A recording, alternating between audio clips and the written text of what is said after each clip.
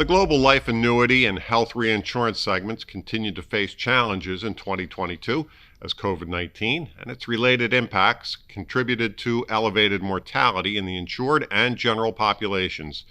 Here to discuss a new AM Best report on the segments is Doniella Pliss, Director, and Michael Porcelli, Senior Director, both of AM Best. And Michael, the report notes that excess mortality has become a bigger issue as the pandemic has lingered on. What are life insurers doing to combat this? Yeah, thanks, John. Life reinsurers are noticing upticks in mortality, not just in the older ages, which were an early characteristic of the COVID-19 pandemic, but in the working age population also. We're hearing of an uptick in deaths related to liver disease, drug use, and diabetes. It remains to be seen if this is a permanent phenomenon or if mortality will revert to baseline assumptions.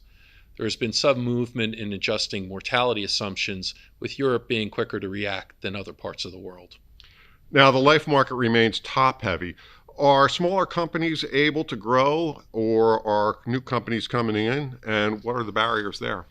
Well, John, the consolidation of the past few decades has created a life reinsurance market with a handful of players at the top. They maintain their dominant position based on scale and capital that is needed to compete, the ancillary services that they can provide, and the relationships they have established. But there's no doubt that there is a very robust startup market.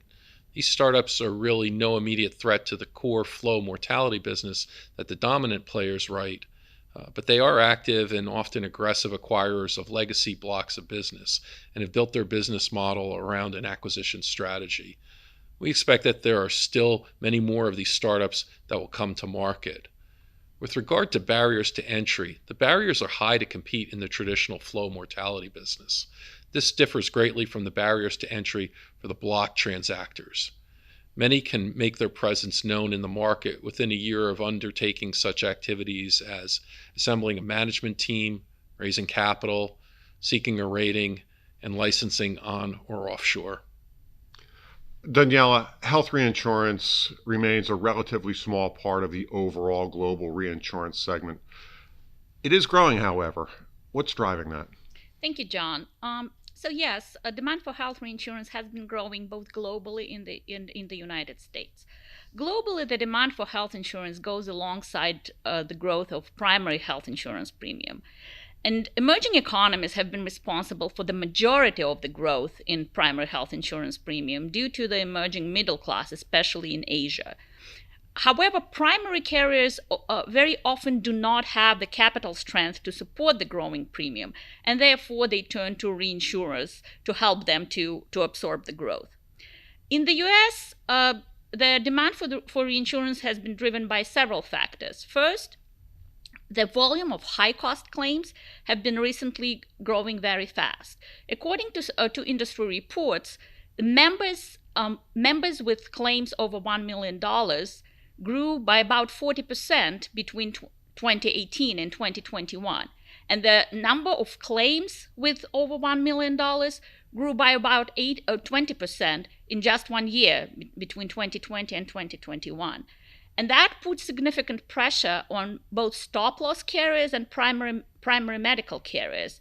And they turn to reinsurers for excess of loss protection. And we see it more and more often, even for larger carriers who didn't use reinsurance before. Another source of reinsurance demand, and specifically structured reinsurance, comes from the changing economics of health insurance segment in the United States. Health insurance segment remains profitable. However, more recently, the majority of growth is coming from government lines of business, Medicare Advantage and Medicaid. Historically, both these lines of business have lower profitability. However, at the same time, they're more capital intensive, so they require more capital to, from a regulatory perspective, they require more capital to carry this premium. And that creates a difficulty for the carriers because when profitability is limited, it's harder to accumulate the capital. And they turn to structured reinsurance solution that can provide financial flexibility and allow to take on more premium. So how do you see economic trends impacting each of these segments? So there's a little bit of difference between what's going globally and in the United States. if the global economic conditions are favorable, that can definitely fuel demand for more health insurance and subsequently for health reinsurance. On the other hand, if we're talking about inflation and recession, that definitely that negatively affects the disposable income and the ability and the discretionary spending, which on a global scale health insurance is a part of. It's a little bit different picture in the United States. If if we have recession, there is a potential for more people coming on to Medicaid rolls, which will again increase the premium with lower margins and high capital requirements, and that can signal more need for reinsurance. Another factor is that inflation puts pressure on provider contract negotiations for primary carriers, and that can reduce profitability, subsequently requiring more reinsurance to support the growth. Yeah, thanks, Doniella. With respect to life and annuity, we've heard that continued economic uncertainty, especially regarding the state of play for interest rates and inflation, will only be helpful for the block reinsurance market.